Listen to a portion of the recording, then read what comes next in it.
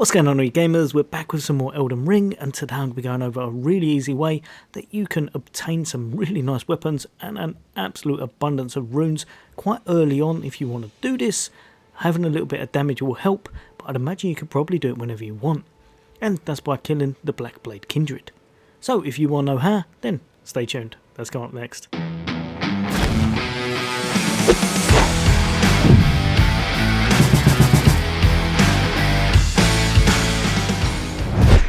Welcome back, all you guys and girls. As always, for all things gaming, for all things Xbox, then why not hit that subscribe and bell icon? I'll bring you all the latest and greatest in content, hints, tips, guides and builds, and just some fun gameplay and reviews of upcoming games. But for today, we're playing Elden Ring, and we found another great place to get some runes and to grab up some really nice weapons. You can make it to this location completely at the start of the game, although I think it will be a bit difficult because you won't have the damage at that point. As long as you've got a little bit of damage about yourself, you should be able to get this done. So as you can see, I'm at the third Church of Marika.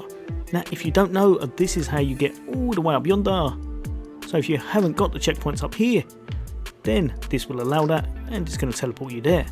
All we're going to do is from there, we're going to make our way over to this area, bop into the bushes, and just drop off that little ledge just there. Just over yonder, you'll start to see it from here, will be a teleporter. We're going to go straight inside here, and that's going to teleport us all the way to the location we need to get to. And luckily enough, the named enemy is right outside that we want to challenge. So looking at it this way, we've got a big door in front of us, and behind us we have this fella right here who can, even at my level, I think I'm about 70 at the moment, can easily one-shot me. If you haven't got a great deal of health and a nice bit of armour and a shield, you're in trouble against him. But we're going to find a way to beat him quite easily. So what we're going to do, we're going to open this door just here.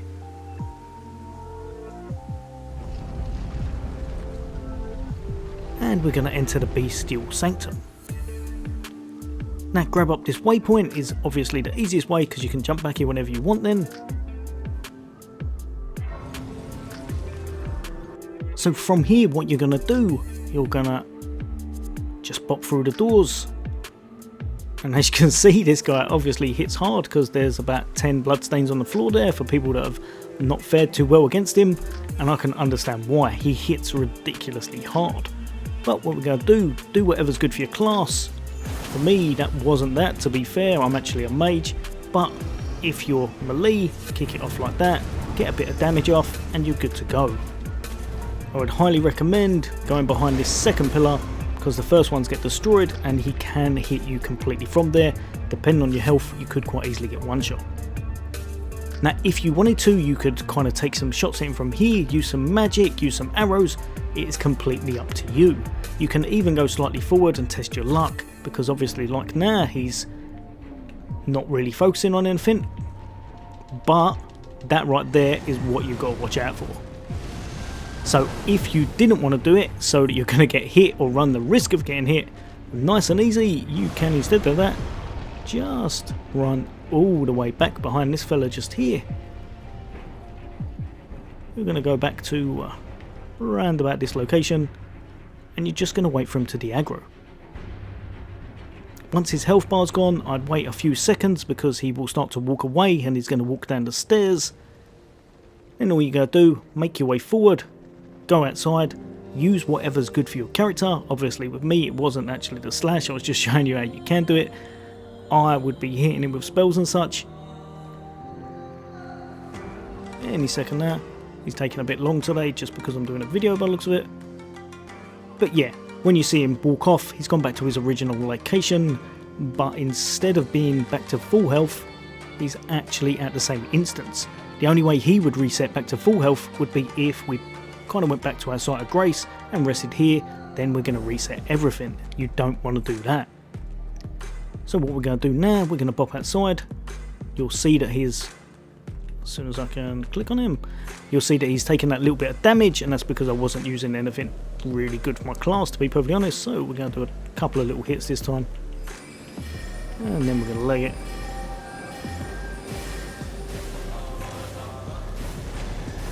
like I said, move out of the way of the middle. The middle is a complete death trap. But as you can see, he's taking quite a big chunk of damage. Ooh, that move went further than I thought that time. Yeah, stay away from the middle. Just run all the way back to the end. Like I said, these pillars are definite lifesavers. Definitely crouch, walk near them, walk around them, make sure you're not in front of them, and you should be able to reset the instance whenever you want, or take some damage from here from him if you're able to throw kind of long range spells at him and such, or any kind of projectile. Remember, if his health bar is still on screen and hasn't gone off completely, then it's probably that he has a chance of still being aggroed, so be careful if you go down there without going to this back wall, because I've had it a few times when he walks back and then tries to take a big swing at you. So make sure you're back here, make sure he goes all the way down, and make sure he's kind of reset fully, just so you don't get any kind of accidental deaths. Now, one thing you'll want to do, if you can and if you have it, just before you're about to beat him, if you go into your inventory and you've got any of these, just over here, the gold pickled foulfoot, it means you're going to get a lot more kind of runes when you kill him, and it's well worth doing. You can get these a few places from traders and such and around the world map, and if you've got it, if I show you just over here, just at this location here, the Murkwater Cave, if you go all the way up here and get Patches as one of your vendors, you'll be able to buy a few off of him. Just make sure when there's the little event, don't kill him, otherwise you won't be able to get him as a vendor, I believe. Right, so we're going to go outside and finish him off.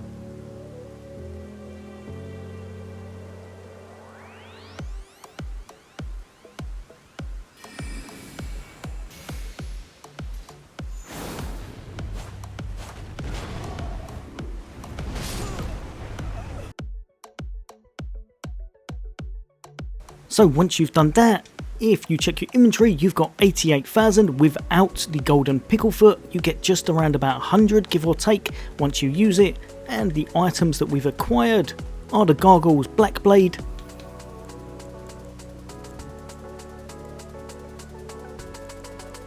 and the Gargoyle's Black Halberd. Well worth doing, well worth knowing, and just be careful, because if you saw there, because I was getting a little bit overzealous, I actually died at the same time as him. But even then, I still managed to get it, so it's a good thing to note. Right, you gamers, as always, for all things gaming, for all things Xbox, take care. I'll see you on the next day.